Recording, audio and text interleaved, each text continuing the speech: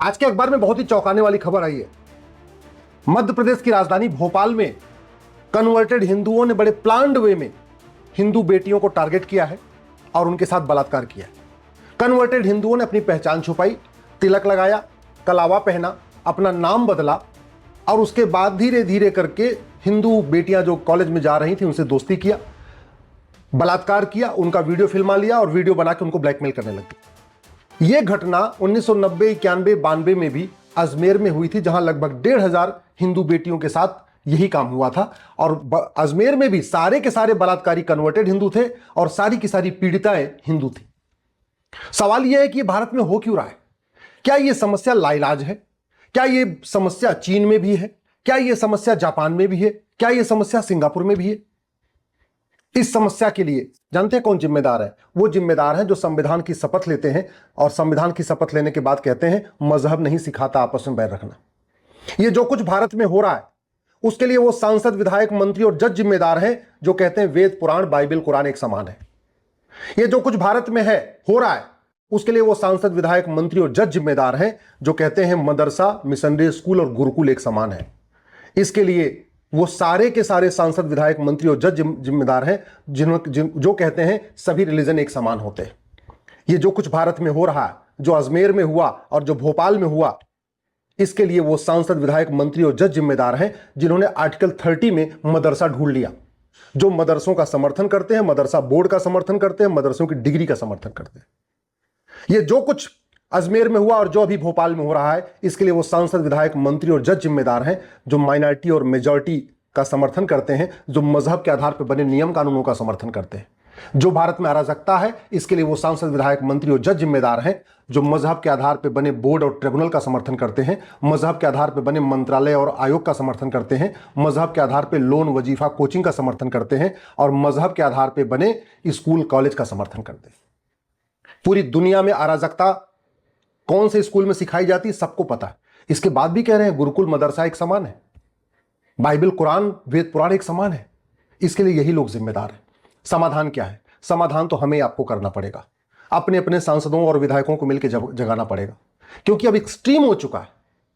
थूकने का वीडियो आ चुका है, पेशाब करने का वीडियो आ चुका है, दाल की कढ़ाई में लैट्रिन करने का वीडियो आ चुका है, गुलाब जामुन के कढ़ाई में पेशाब करने का वीडियो आ चुका है। क्या क्या वीडियो नहीं आया? कश्मीर में धर्म पूछ के मारने का वीडियो आ चुका है। और अब धर्म देख देख के बलात्कार हो रहा है। इसके बाद भी अगर आपका खून नहीं खौल रहा है, इसके बाद भी आप शांत बैठे हैं, तो फिर आपके बच्चों को बचाना, आपके आने वाली पीढ़ियों को बचाना नामुमकिन है, हो ही नहीं सकता। केवल अगर जबानी जंग होती रहेगी, केवल जुगलबाजी होती रहेगी तो कुछ नहीं होगा। समाधान करना पड़ेगा। इस संविधान को ठीक से पढ़ना पड़ेगा और संविधान के पढ़ने वालों को ठीक से संविधान पढ़वाना पड़ेगा।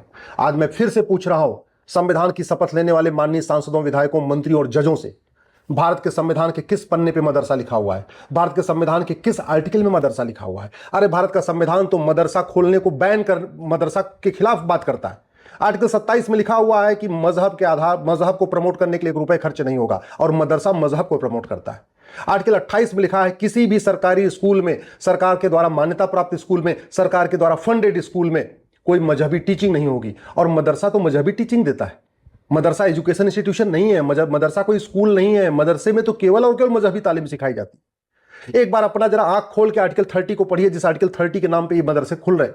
आर्टिकल 30 में साफ साफ लिखा हुआ है all citizens, minority, whether minority और majority, have right to open education institution. Education institution खोलने का अधिकार दिया है, यानी इंजीनियरिंग कॉलेज खोलने का अधिकार दिया है, मेडिकल कॉलेज खोलने का अधिकार दिया है, लॉ कॉलेज खोलने का अधिकार दिया है। ये मदरसा खोलने का अधिकार नहीं दिया। आर्टिकल 30 को एक बार पढ़िए तो। इस देश का सत्यानाश जो हो रहा है ना, इसको केवल और केवल ये फ्री में वेतन भत्ता, गाड़ी बंगला लेने वाले, संविधान की शपथ लेने वाले सांसद, विधायक, मंत्री और जज कर रहे हैं। जिनको संविधान को ठीक से पढ़ना चाहिए, संविधान को ठीक से लागू करना चाहिए, वही संविधान के आड़ में भारत में अराजकता फैलवा रहे, पढ़ ही नहीं रहे। समाधान यही है कि सबसे पहले इस माइनॉरिटी मेजॉरिटी कमीशन को खत्म किया जाए, इस कानून को खत्म किया जाए, 1992 वाले माइनॉरिटी कमीशन एक्ट को, जिसको कांग्रेस ने भारत को बर्बाद करने के लिए बनाया था। ये 2004 वाले माइनॉरिटी एजुकेशन एक्ट को खत्म किया जाए, जिसको कांग्रेस ने भारत को बर्बाद करने के लिए बनाया था। या तो माइनॉरिटी मेजॉरिटी का कॉन्सेप्ट खत्म हो, अगर रखना भी है तो माइनॉरिटी को डिफाइन किया जाए। माइनॉरिटी की संख्या हजारों में हो सकती है, माइनॉरिटी की संख्या लाखों में हो सकती है, करोड़ों में माइनॉरिटी की संख्या नहीं हो सकती। कुछ हजार लोग हों जो समुदाय कुछ हजार है उसको माइनॉरिटी कह सकते हैं, जैसे पारसी। जो समुदाय कुछ लाख है उसको भी माइनॉरिटी कह सकते हैं, यहूदी, बहाई। जिनकी संख्या करोड़ों में है वो माइनॉरिटी नहीं हो सकते। ये मैं कितनी बार कहूं, समझ में नहीं आ रहा है। जब तक कानून नहीं बदलेगा तब तक कुछ नहीं बदलेगा। सांसद बदलने से, विधायक बदलने से, मंत्री बदलने से, कलेक्टर बदलने से, कप्तान बदलने से, थानेदार बदलने से, हवलदार बदलने से कुछ नहीं होगा। कानून बदलना पड़ेगा। इसलिए मैं माननीय प्रधानमंत्री से निवेदन कर रहा हूं, अब कम से कम इन कानूनों को बदलिए, भारत को बचाइए, भारत की बेटियों को बचाइए। बेटियां पढ़ने जा रही हैं कॉलेज में, लेकिन वो लफ्ज़ हद का शिकार हो रही हैं। बेटियां पढ़ने तो जा रही हैं लेकिन बेटियां बच नहीं रही हैं।